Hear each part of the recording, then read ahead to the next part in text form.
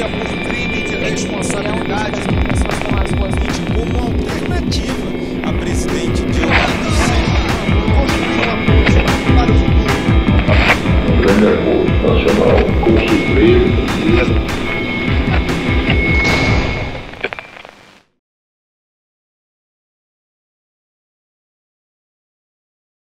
Bom, boa noite. Vamos começar pontualmente, então, para aproveitar bem o tempo, né, da nossa aula. Eu vou iniciar, primeiramente, me apresentando, né? Eu sou Mara Rodrigues, professora do Departamento de História e coordenadora do Prof. História atualmente. Tenho uma relação com o tema, então, que já é da escrita de um artigo sobre a BNCC, com o professor Newton Mulet, da FACED, que está aqui nos assistindo, e estamos elaborando uma disciplina, planejando uma disciplina para o Prof. História no próximo semestre sobre o tema. Então, trata-se de um tema em construção, né? Mas também gostaria, então, que a professora Caroline Pacievich, que não estava aqui listada como uma das ministrantes da aula de hoje, eu gostaria que ela se apresentasse também, porque tem um porquê ela estar aqui, né, comigo hoje. Boa noite. Bom, eu sou a Caroline, eu sou professora da Faculdade de Educação, do Departamento de Ensino e Currículo, sou professora de História, por isso que eu estou aqui, e sou professora do mestrado profissional em Ensino de História, aqui da URGS também, então, colega da Mara. E o meu interesse pela BNCC veio porque, como professora de História, eu me interessei pela BNCC, para saber o que estava acontecendo, como formadora de professores também. E já escrevi algumas coisas que estão publicadas, tem um capítulo de livro que vai sair aí daqui um tempo, também sobre a terceira versão, a última, né, a versão final já. E para, enfim, agradecer o convite da Mara por estar aqui, dividir isso, e já é um ensaio para a nossa disciplina no Prof, quem sabe. Deixando claro que a disciplina que nós vamos dar no Prof somos eu, a professora Caroline e o professor Newton Mulet, né? Então, por isso também é bem importante estar com a Caroline aqui nesse momento, para a gente poder compartilhar com vocês algumas reflexões que nós temos feito sobre essa questão, né? Então, uma primeira questão a colocar sobre a BNCC era ter uma base ou não, né? Então, desde a Constituição de 1988, já havia uma previsão de que se teria, então, uma base comum curricular, né? Mas nunca foi um assunto pacífico de que se devesse ter uma base, né? Então, os questionamentos já se colocam por aí, né? E estudiosos na Amped, alguns tinham certeza de que não era necessário ter uma base, de que a base, então, ela iria limitar muito a autonomia docente, né? Iria, digamos, informar demais, né? Engessar demais os currículos e impedir que o professor, então, pudesse trabalhar de maneira autônoma em função do público com o qual ele estava trabalhando, com os alunos com quem ele estava dialogando, e que essa construção, então, não só no diálogo com os alunos, mas também com a escola, era importante que ela tivesse uma maior liberdade de ação. Acho que, independente da academia gostar ou não, querer ou não, achar que tem que ter ou não, foi uma decisão política, a decisão de ter uma base nacional comum curricular, ainda não com esse termo, né, mas na Constituição Federal, um currículo mínimo. E, pelo menos, eu leio isso como uma assunção de uma responsabilidade por parte do Estado brasileiro, né? Chegou um dia que o Estado disse assim, o Brasil, como nação, e o governo federal vai se responsabilizar por discutir quais são o currículo mínimo, os conteúdos mínimos, os conhecimentos mínimos que todas as crianças e jovens no Brasil todo têm que aprender. Então, foi uma coisa, meio que um compromisso assumido político, né?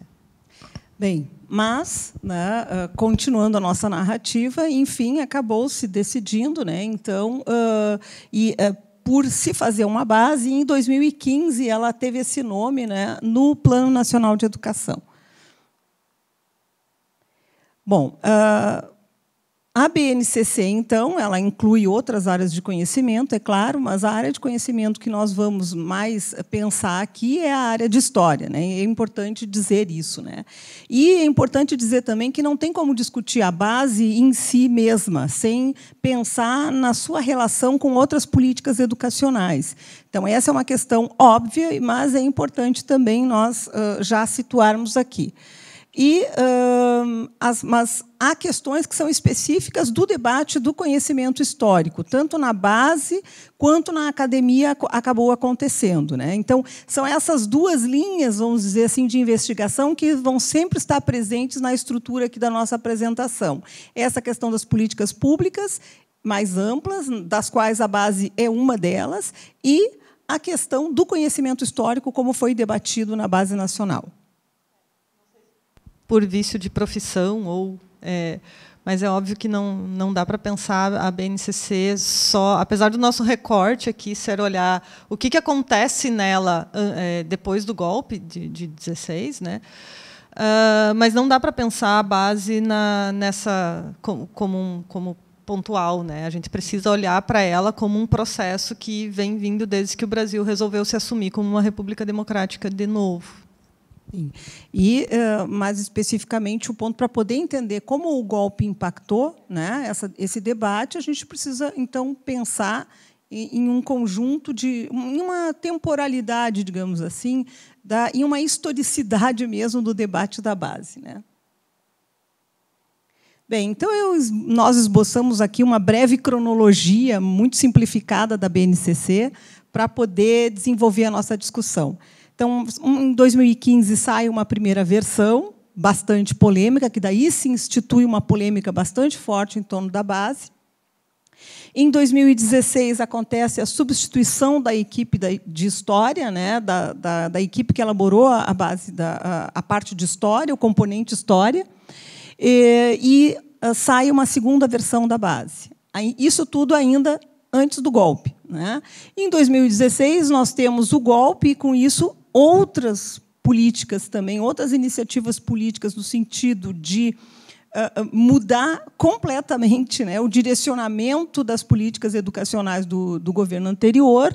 Nós temos a PEC da morte, que vai e os cortes extraordinários de recursos previstos para a educação, e a reforma do ensino médio também, que foi muito importante para a gente pensar na relação aí com a construção da base, né?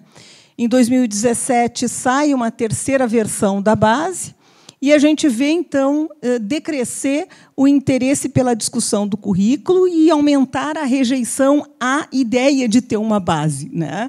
Então, esse debate vai mudando também, mas a gente lembrando que lá nunca foi pacífico a ideia de ter uma base, né? Nunca foi algo consensual. E aumenta a rejeição a partir de todos esses acontecimentos.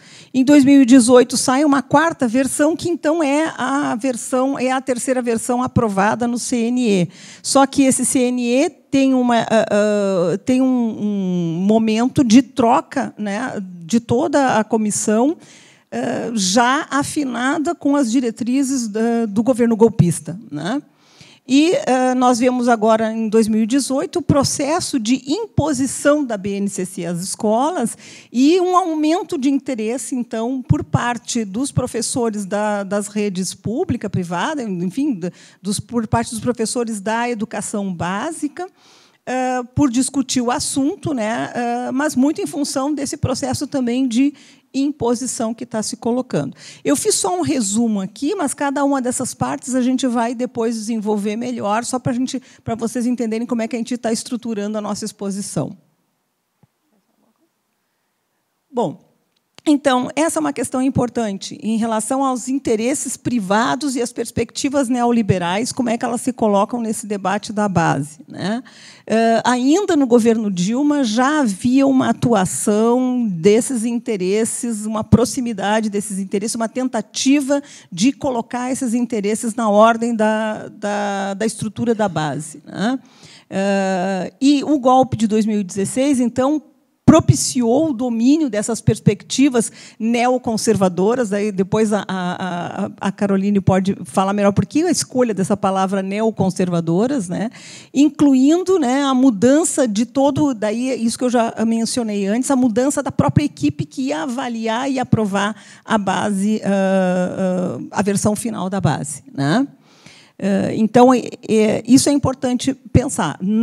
A questão dos interesses neoliberais ela não se coloca somente depois do golpe. Já havia toda uma mobilização para entrar e para influenciar a forma como essa base ia se estruturar, mas é lógico que, a partir de 2016, as coisas ficaram muito mais fáceis. A Mara falou algo que eu ia comentar até no slide anterior, ali, mas é exatamente isso, né?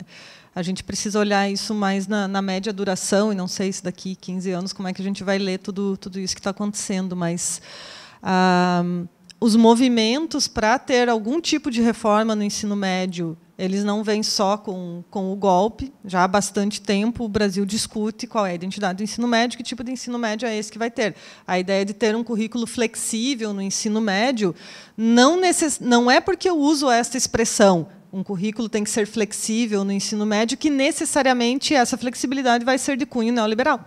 Eu posso pensar a flexibilidade no ensino médio de várias formas. Desculpa.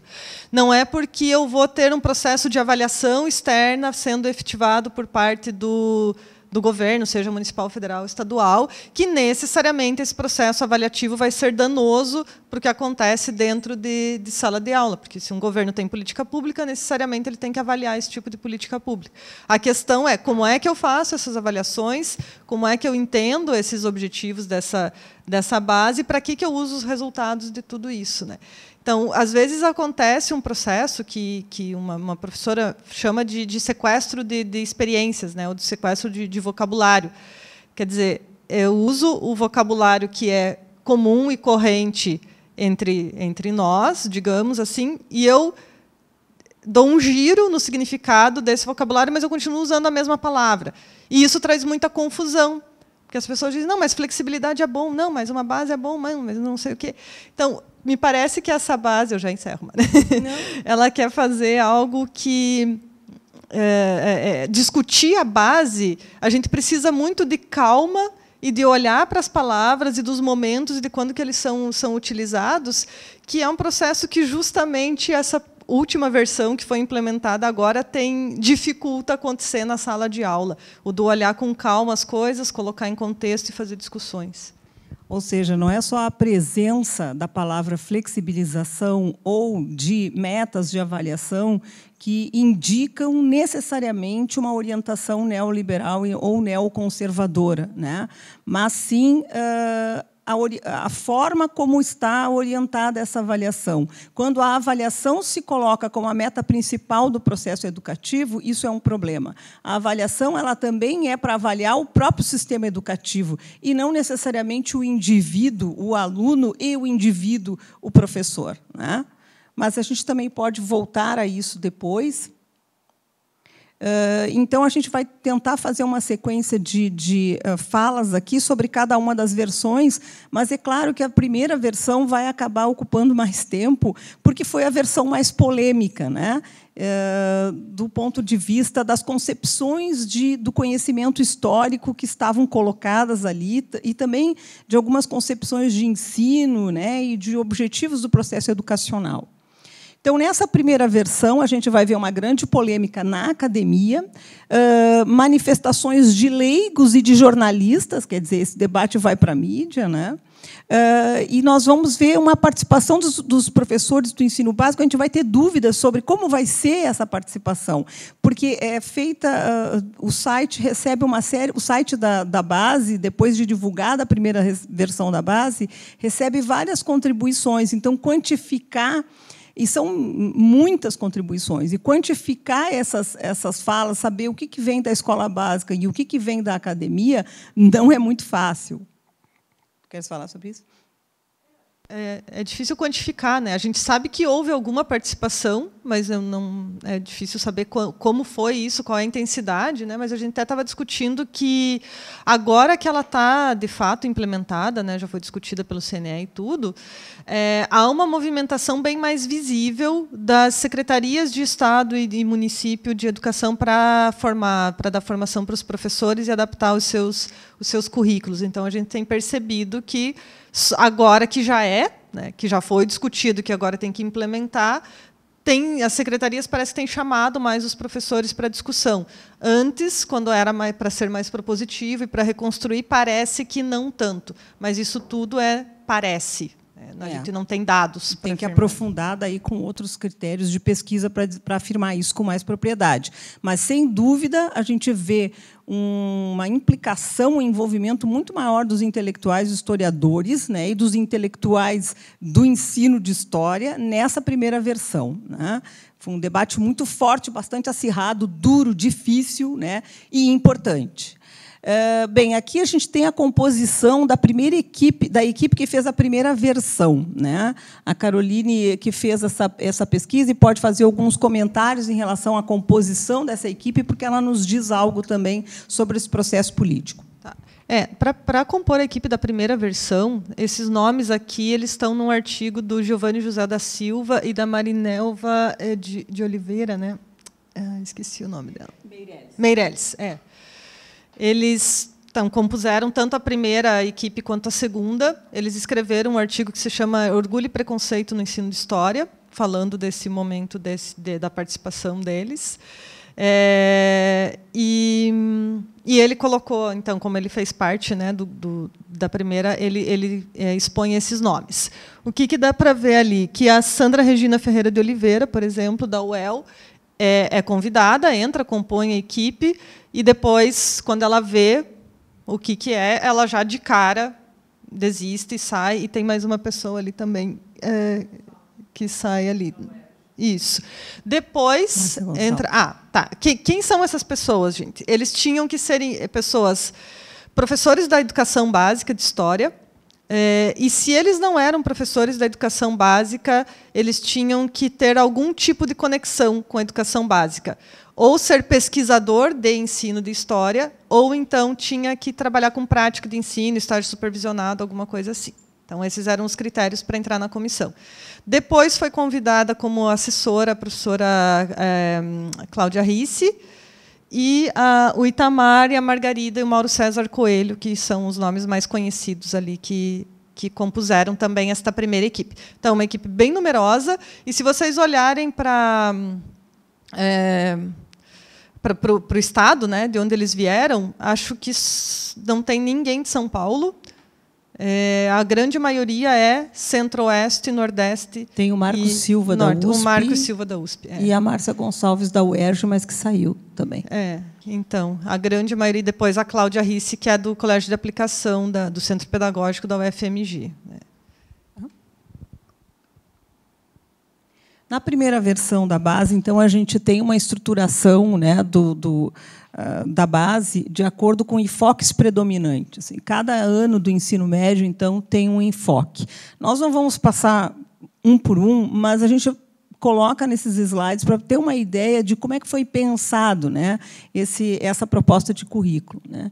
Então, vamos ver ali que tem mundos brasileiros. Então, alguns nomes, algumas formas de se nomear os processos históricos e também a espacialidade, eles vão apresentar novidades em relação àquilo que a gente conhece como o currículo de história do nosso curso, por exemplo, né?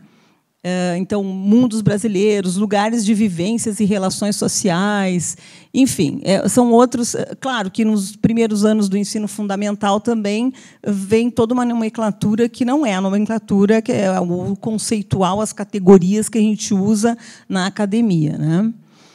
Análise de processos históricos, enfim, tem esses enfoques, eles são enfoque do ano inteiro, mas tem os do ensino médio também, o enfoque, então, do primeiro ano do ensino médio: mundos ameríndios, africanos e afro-brasileiros, mundos americanos, mundos europeus e asiáticos. Então, aqui, só por esses enfoques, a gente já vê que, do ponto de vista de uma temporalidade, há uma vontade de romper com aquela perspectiva da história quadripartite, né, da divisão quadripartite do tempo da história francesa, né? E, do ponto de vista da espacialidade, então, há toda uma centralidade do Brasil como ponto a partir do qual vai se desenvolver as principais reflexões do processo histórico. Não que outros espaços não entrem de forma alguma, mas eles entram a partir da sua conexão com os mundos brasileiros, então, para dizer de uma maneira mais didática. E, principalmente, a gente vai ver, então, começando lá no ensino fundamental a se estudar a história do Brasil e, depois, então, pensando outros contextos. Opa! Acho que eu passei um a mais, deixa eu ver. Não, está certo. E, além desses enfoques predominantes de cada ano, do ensino fundamental e ensino médio, nós temos os 4 eixos, né, de objetivos de aprendizagem. Cada objetivo de aprendizagem é pensado em relação ao enfoque de cada ano e a um desses eixos, né? E todos os eixos estão em cada ano. Então, procedimentos de pesquisa, representações do tempo, categorias, noções e sujeitos e dimensão político-cidadã. Para mim, a parte que talvez tivesse que ter sido mais discutida na primeira versão da BNCC era justamente essa proposta deles, de organizar toda... de propor para o professor que organize o seu currículo a partir desses 4 eixos. Porque, na minha leitura, eles contemplam o que a gente tem discutido contemporaneamente como... os vieses importantes e necessários para eu trabalhar com os jovens, com as crianças em sala de aula. Porque ele parte do princípio, né, como a gente já sabe, que ensinar história não é ensinar o passado da humanidade. Primeira lição que a gente aprende lá, a introdução à história, né? Então, é ensinar como é que, ou melhor, descobrir junto com as crianças, talvez, né, como é que eu consigo criar narrativas, interpretações sobre algo que talvez tenha acontecido no passado da humanidade, né? E daí, tu tirou lá, tu pode voltar? Posso. Por favor, porque realmente é minha parte favorita dessa primeira versão, assim. Então, tudo que eu fosse ensinar, eu teria que passar por como que eu posso pensar procedimentos de pesquisa histórica a partir deste caso, representações do tempo, né? Isso eu posso pensar de várias formas, tanto como é que aquele povo do passado representava tempo, ou que tipo de categorias, linhas, né, de tempo eu posso utilizar para pensar esse grupo em específico. As categorias, as noções e sujeitos, que daí me parece que é o que mais se aproxima daquilo que a gente entende pelo conteúdo de história mesmo. Então, aqui por isso que eu queria chamar a atenção para isso, porque nas versões posteriores o foco fica só naquele terceiro eixo, que é o que tradicionalmente se entende por ensinar história, dizer que aconteceu a Revolução Francesa e que a Revolução Francesa foi assim. E, por último, a dimensão político-cidadã. Então, se eu estou vendo Revolução Francesa, o que eu posso refletir para a contemporaneidade sobre a dimensão político-cidadã? E aí, toda a entrada de todas as questões que vêm anteriormente com as diretrizes curriculares nacionais, com a Lei 10.639, tudo isso pode emergir em todos os conteúdos, se eu quiser, a partir dessa dimensão, né, dos conteúdos. Então, tinha muito potencial aí, só que é muito difícil de organizar um currículo olhando para esses 4, como é que tudo eu vou trabalhar com esses 4, propor de um jeito que seja comum para o Brasil inteiro. E outra, como é que eu escrevo um livro didático em que eu contemple essas 4 dimensões? Acho que isso explica bastante do furor. E o livro didático é um produto mercadológico bastante importante e atrativo para os interesses privados que estão de olho na base desde o início, né, da sua elaboração e que entraram agora muito fortemente depois do golpe. né? Então, eu concordo com a Caroline, esse arranjo da primeira versão, que cruza esses elementos mais importantes, esses enfoques anuais, com esses eixos, é a maior riqueza que a gente vê nessa primeira versão. Então, persiste ainda, né, a discussão, tem que ter uma base ou não, mas a gente converge em que essa primeira versão foi bem interessante, marcou realmente um diferencial, né, naquilo que se podia pensar como um currículo de história que avançasse em determinadas questões que não estavam sendo problematizadas na escola, né? Ou, pelo menos, não de uma forma tão rica. Então, só um exemplo, porque cada um desses eixos vai ter objetivos. Então, nós vamos trazer aqui só um exemplo, porque não vai dar tempo de ver eixo por eixo, né? Então, por exemplo, nos procedimentos de pesquisa, os objetivos vão girar em torno de exercitar a socialização, usar documentos, como usar documentos em aula, né? Documentos escritos, imagens, confrontar narrativas, ou seja, a ideia de que não existe só uma forma de narrar ou uma versão, né, de um acontecimento, como confrontar essas narrativas, então. E a construção dos objetivos é interessante ver ali que tem uma numeração e um conjunto de letras que é um código, né? Tem ali CH, de Ciências Humanas, HI, de História, 5, que é o 5º ano do ensino fundamental, que é o F ali, então, 5º do fundamental, mais o O, o A, que eu não sei o que é, objetivos de aprendizagem, obrigada, e o 049, que é a numeração então, desses objetivos. Isso aí já é um problema, mas a gente vai falar logo desse problema. Só deixa eu ver o objetivo aqui, como está estruturado, né? Então, pesquisar as origens do grupo familiar, considerando os grupos que constituíram o povo brasileiro e os predominantes na região em que vive.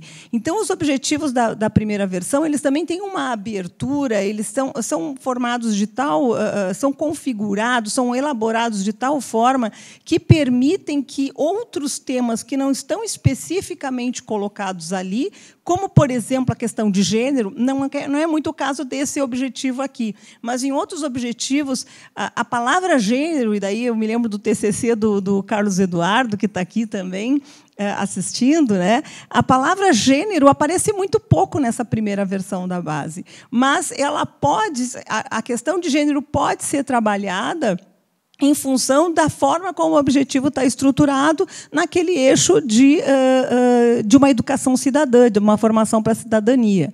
E a gente vai ver que essas perspectivas, essa flexibilidade, essa abertura, ela vai desaparecendo nas outras versões da base. E sobre o número do objetivo, acho que dá para falar alguma coisa. Então. Eu queria falar duas coisas. Então, aqui nesse... tanto a abertura que ele dá para eu inserir as realidades locais nesse tipo de objetivo, quanto o fato deles terem cuidado, ou terem tido a vontade mesmo de deixar explícito que eu tenho que considerar a diversidade étnico-racial, de gênero, etc. E isso está explícito no objetivo. Ele não fica assim, se você quiser, professor, você faz. Não, eu tenho que pesquisar a origem familiar considerando a diversidade. Eu não posso fugir disso. Essa é uma grande diferença desta versão para a forma como as habilidades, daí elas deixam de se chamar objetivos, passam a se chamar habilidades, da versão atual, né? Em que isso está textual, né, na terceira versão, de que eles evitam fazer esses considerandos. Isso aqui vai ter que ficar por conta do professor. Então, aquilo que a gente tinha achado mais legal, que era o Estado brasileiro entrando nesse debate, tentando levar isso de uma forma mais pesada, né, mais concreta, consistente isso, existe um recuo que, para mim, é explícito, né, disso. Isso sobre o código. Para explorar um pouco melhor a questão do código, já há uma numeração em que facilmente pode se estruturar uma avaliação em função do código. Ou seja, nós temos um objetivo numerado e nós temos uma quantidade de objetivos que, na hora de avaliar, na hora de fazer uma prova, até o Enem, né, nós vamos ter a elaboração de uma questão que vai se referir especificamente àquele objetivo. Então, isso para avaliar tanto naquele sentido mais positivo que eu e a Caroline já apontamos, que é de avaliar até o próprio sistema educacional também, mas também no sentido de ele pode ser usado, esse objetivo está ali, esse númerozinho está colocado também com a possibilidade de poder fazer com que um processo de avaliação que seja encampado pelos interesses privados, que estão sendo colocados pelos institutos que pretendem, então, tomar esse processo de assalto, digamos assim, a parte do mercado que está relacionada à BNCC, elaboração de materiais didáticos, elaboração de provas de avaliação, já existe uma estrutura, e essa é uma experiência que já acontece no Rio de Janeiro. O professor Fernando Pena, que fala disso, né, do SAERJ e do SAERJinho, seria interessante, se vocês quiserem aprofundar isso depois, que tem a ver com essa estrutura já bem numerada, bem organizada. E, infelizmente, daí não no bom sentido de avaliar o processo educativo, mas de responsabilizar indivíduos, professores e alunos por metas de aprendizagem que cada vez menos estão atendendo aos objetivos de uma formação cidadã e estão voltadas cada vez mais para competências e habilidades, né, como a Caroline já falou anteriormente. Isso aí é uma discussão que a gente pode fazer, se você tiver interesse, a gente pode falar mais sobre isso na hora do debate, né, depois.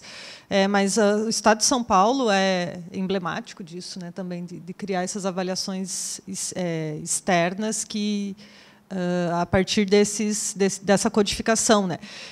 A presença dessa codificação foi as razões de parte de algumas pessoas não terem querido compor a comissão inicial, né?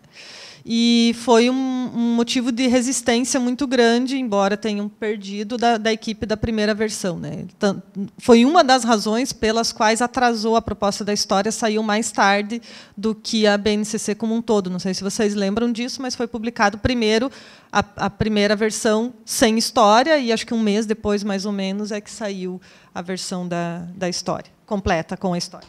Bem, então, como a gente já está com um pouquinho de tempo, a gente vai dar uma acelerada e acelerada não, nós vamos dar uma simplificada, então, no restante, que é passar em linhas gerais a segunda, a terceira e a quarta versão, né? E das considerações finais, eu e a Caroline, então, vamos fazer considerações finais, tá? Porque a gente construiu em conjunto isso aí. Eu vou falar um pouco mais apenas para passar. Sim, vou passando. Pode passar. Está um pouquinho difícil de conseguir daqui. Pode passar? Sim. Segunda versão, então. Tem a ver ainda com as polêmicas na academia, né? E tem uma espécie de intervenção da ANPU nessa segunda versão, na mudança da composição da equipe que elaborou a segunda versão, né? E participação dos professores do ensino básico continua essa incógnita. A gente só sabe que não há uma mobilização muito grande, mas a gente não tem como quantificar. Se tu quiseres comentar um pouco essa questão da segunda equipe, pode passar. Eu acho que isso seria importante. Pois é, a segunda equipe, o que a gente sabe? Que a portaria, né, que colocou quem era a equipe, tem esses nomes que estão aí. No texto, no PDF da segunda versão, tem esses mesmos nomes, mais os nomes da Gabriela Pellegrino Soares e do Funari, que aparecem como autores, mas, pelo testemunho de quem participou dessa segunda comissão, eles nunca sentaram junto com essa comissão para escrever, mas aparece o nome deles como autores. E a versão que foi para o ar não é a versão que foi escrita por esse grupo aqui. A gente não sabe exatamente quem foram os autores. A gente sabe que houve indicação da direção da ANPU para compor esta outra equipe, mas, por conta de a portaria ter o nome desse pessoal aqui, foi o nome deles que acabou entrando como autores. Mas eles não são os autores da segunda versão. Eles escreveram uma segunda versão que nunca foi a público. Bom, então, resumindo essa primeira parte antes do golpe, das duas versões antes do golpe, nós temos um processo polêmico, com disputas dentro do campo acadêmico da história, com diferentes concepções de ensino, com diferentes concepções de conhecimento histórico, e que era dura, que era difícil, mas estava em pleno desenvolvimento. né? Aí acontece o golpe e nós vamos ter, então, pode passar, a terceira versão, pode passar. Pode passar. Mais uma vez. Nós vamos, então, ter a terceira versão, quando os debates em torno da BNCC vão se concentrar mais na questão da democracia ou da falta de democracia no processo, né, mas não a questão daí interna das disputas dos grupos, da disputa científica e acadêmica, mas em relação às intervenções do governo no direcionamento do governo golpista, daí, né, não no sentido de democratizar, mas no sentido de fechar mesmo o debate em torno da base. E parece que decresce o interesse na academia, porque está muito mais preocupado em resistir ao processo do golpe em curso, né? E, nessa terceira versão, a história vai aparecer somente no ensino fundamental, não no ensino médio, porque já está em discussão a reforma do ensino. Em discussão, não. Né, já estão sendo tomadas as providências para a imposição da reforma do ensino médio, conforme as medidas aí do governo golpista. Tá? Tem uma terceira comissão, eu acho que a gente pode passar mais rápido para finalizar depois. Rápido, esses nomes que estão aí não são de todos os componentes curriculares. Não foi publicado quem é. Eu destaquei 2 nomes ali. Um é o da Guiomar Namo de Mello, que é uma velha conhecida da elaboração das políticas públicas no governo Fernando Henrique Cardoso. Tem toda uma história dela, assim, acho que depois também, se tiverem curiosidade, eu posso falar um pouco mais. E o único nome que nós conseguimos identificar como de história foi o da Janice Teodoro, que é da História da América, da USP. E ela tem gravado vídeos do movimento Todos pela Base, né, aquele que é um movimento que já existe desde antes da primeira versão, falando para professores sobre a proposta de história. Então, imagino que, de fato, tenha sido ela que se responsabilizou como autora da última versão, da versão final. Pode passar? Bom, então, a quarta versão é essa que foi aprovada, né, basicamente a terceira versão aprovada pela equipe do MEC e pelo CNE, mas esse CNE já reconfigurado, já com pessoas que foram substituídas especialmente para esse fim, né? E vemos o processo de imposição da base e de rejeição daí, porque a gente, na AMPU, no GT de ensino da AMPU, se tirou uma decisão de que ia se defender a rejeição da BNCC. Isso acabou não saindo em nenhuma moção da Assembleia Geral da AMPU do ano passado, de 2017, mas essa discussão tomou corpo, né, acabou crescendo dentre os intelectuais ligados aí à área de ensino de história e alguns intelectuais da história também, em função de todo esse processo de deterioração do debate, da democracia nesse debate da base. Tá? E acaba se consolidando nessa versão final, então, aquela lista de conteúdos, isso é conforme o artigo que eu e o Newton escrevemos também, né, mas aquela lista de conteúdos muito mais próxima daquele modelo tradicional que a gente já conhece bem e que tinha grande chance de renovação com a primeira versão da base. Então, pode passar. Mais uma vez. Nas considerações finais, acho que a gente gostaria de colocar, não sei, acho que pode começar fazendo uma avaliação mais geral e depois eu finalizo. Pois é, acho que o que eu penso, eu já acabei falando assim. Tem uma coisa muito importante que passou aquilo. Acho que é sobre os objetivos e direitos da aprendizagem da nomenclatura. Porque a gente fica muito preso ali. Eu sou uma professora de ensino, né, de didática da história, então eu fico olhando lá as minúcias da aprendizagem, o que vai acontecer naquilo, naquele outro. Mas tem uma coisa que eu acho que é muito importante, daí como é que eu dou o foco da discussão macro aqui, né? Tem um vocabulário que é adotado até a segunda versão, que a base tem que ser formulada a partir de objetivos e direitos da aprendizagem e de desenvolvimento. A partir da terceira e da última versão, a nomenclatura é competências e habilidades. São propostas competências e, ao invés dos objetivos de aprendizagem, são propostas habilidades. O parecer final, a resolução do CNE final, que aprovou e transformou em lei a versão, essa última quarta da BNCC, faz um malabarismo para dizer que é a mesma coisa dizer que as crianças têm objetivos e direitos de aprendizagem e dizer que, no final, que são competências e habilidades. Enfim, eu não consigo nem explicar isso de tão absurdo que é. Mas, assim, dizer que uma criança tem o direito de aprender tal coisa, para eles é a mesma coisa de dizer que ela tem que demonstrar, ao final do processo, competências ou habilidades naquilo. Não, né? É óbvio que não. E é claro que, se eu for aprofundar lá e pegar qual é a história, a trajetória de adotar avaliação e proposições de currículo por competências e por habilidades, eu vou ver que não é a mesma coisa, por uma razão muito simples, né? Se eu penso que isso é um direito, quem é o responsável? É o Estado. É o Estado. É um direito dessa criança aprender. Então, o Estado tem que dar o direito da criança, do jovem, aprender. Se é uma competência ou uma habilidade, a responsabilidade é desse indivíduo. Ele tem que ser competente ou habilidoso. Ele não tem... Na verdade, o malabarismo ele tem o direito de ser competente e habilidoso, porque eles dizem que essas coisas se conjugam.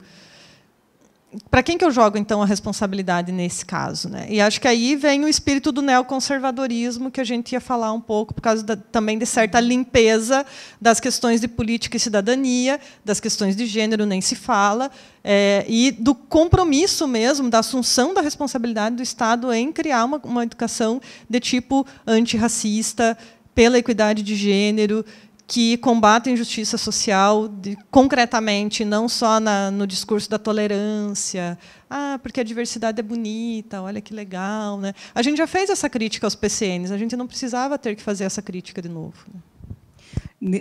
Sobre esse aspecto, eu e a Caroline conversávamos antes, e ela mesma dizia, estou lembrando o que tu disseste antes, que essa última versão ela desvirtua, né, as diretrizes curriculares. Ela não contempla, ela desvirtua.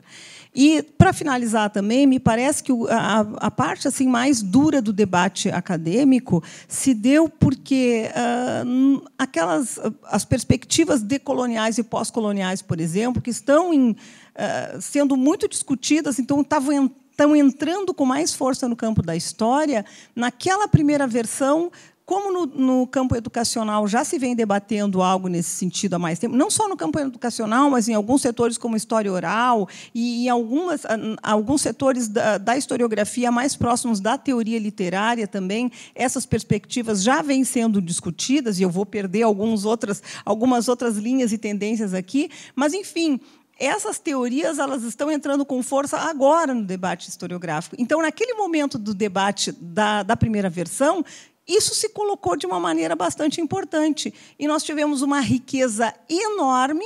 Era um debate que era sobre construção de conhecimento histórico, sobre os fundamentos da historiografia, sobre fundamentos do que é o processo educacional. E, por mais que tenha sido polêmico, por mais que tenha sido duro, ele estava sendo super importante. E, quando entra o golpe, agora a gente se vê na obrigação de defender que as ciências humanas são importantes para a formação cidadã. Ou seja, se retrocede lá, né, 20 anos em 2, que nem diz o nosso golpista mor, né? Então, eu acho que isso é o suficiente para dizer. A gente se estendeu um pouco mais. Nós que somos em 2 é mais difícil de sintetizar. Mas algumas outras questões, então, nós deixamos para agora, para o tempo final aqui que nos resta. Obrigada.